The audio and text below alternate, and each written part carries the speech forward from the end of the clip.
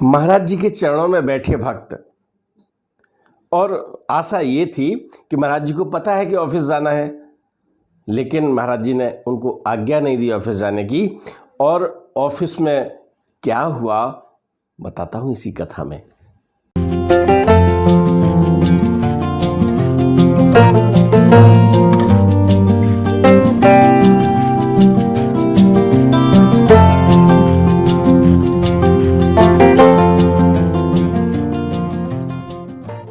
मित्रों नमस्कार, आप देख रहे हैं धर्मदृष्टि पत्रिका का यूट्यूब चैनल दस्तक मीडिया।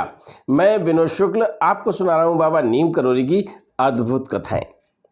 महाराज जी के अनन्य भक्त रवि प्रकाश पांडे राजीदा जी, उन्होंने महाराज जी के ऊपर बहुत शोध किया है। उन्होंने पुस्तक भी लिखी है अलौकिक यथार्थ, और बड़ी घटनाएं उन्होंने महाराज जी की साहित्य में पिरो दी हैं जो पीढ़ी दर पीढ़ी चलती जाएंगी। तो रवि प्रकाश पांडे जी इलाहाबाद में रह रहे हैं और वो अपने एलनगंज में उनका कार्यालय है, ऑफिस है, सर्विस कर रहे हैं। तो वो उधर से निकले। क्या हुआ उधर कि उन्होंने ये देखा कि सुधीर दादा का जो मकान है उसके बाहरी बरामदे में महाराज जी विराजमान है।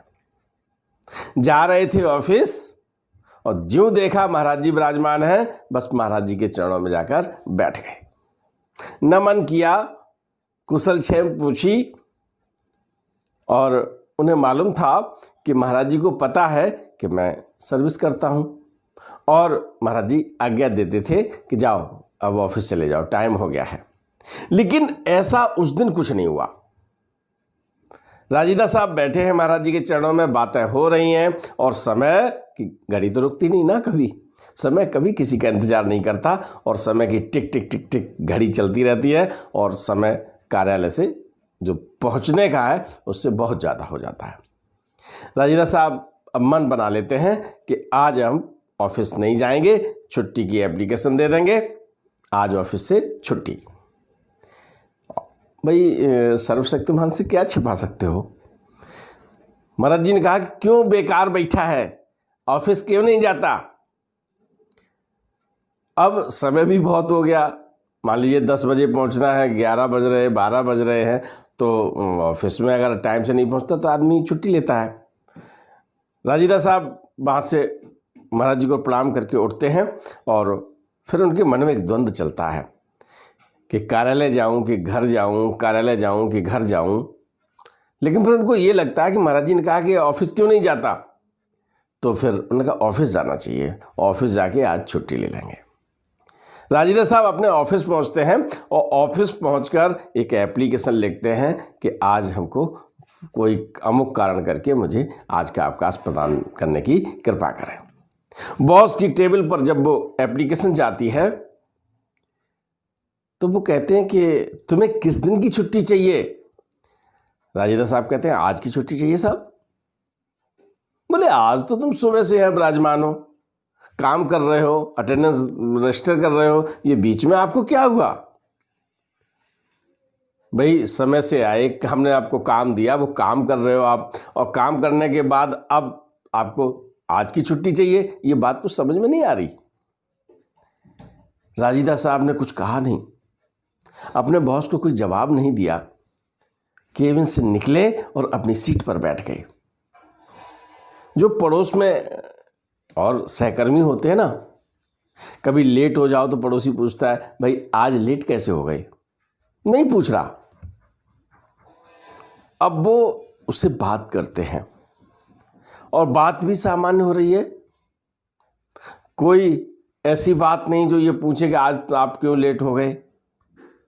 सब सामान्य करते हुए ने फाइल पर देखा तो फाइल पर काम भी हुआ है सुबह अपने हैंड राइटिंग में। राजीदा साहब समझ गए कि मुझ जैसी नाचीज के लिए महाराज जी ने स्वयं आके ड्यूटी कर दी है। यहाँ पर मैं कार्यालय में समय से उपस्थित हो गया हूँ, साइन कर दिए हैं, काम किया है, और चूंकि मैं महाराज जी के चरणों में था तो मैंने कहा छुट्टी ले लें। तो ये राज जब उनकी समझ में आया तो शाम को जब ऑफिस से जाते हुए महाराज जी को पुनः नमन किया तो महाराज जी ने जब उनकी तरफ देखा राजीदास साहब की तरफ, वो पुनः साष्टांग प्रणाम करते हुए उनकी आंखों से आंसू बहने लगे। क्योंकि मित्रों, भगवान भक्त की हर कोण पर सहायता करते हैं, हर परिस्थिति में सहायता करते हैं। बस आप पुकार लीजिए, बस आप अपनापन दिखा दीजिए। आपके अपनेपन में वो जो निष्ठा हो, आपका जो संकल्प हो, आपकी जो आत्मीयता हो, उसको भगवान जो है ना एकदम तहे दिल से उस संपर्क को आगे बढ़ा देते हैं। लोग कहते हैं कि मेरी सुनते नहीं भगवान, ये संभव नहीं है। आप जी भर के पुकारो तो सही। देखिए राजीदास साहब वहाँ बैठे रहे और उनका काम वहाँ चालू हो गया। जय बाबा की। वीडियो पसंद आए तो लाइक कीजिए, शेयर कीजिए, सब्सक्राइब बटन पर क्लिक करके चैनल को सब्सक्राइब करें और बेल आइकन दबाना बिल्कुल ना भूलें, ताकि हमारे अपडेट वीडियो आपको मिलते रहें।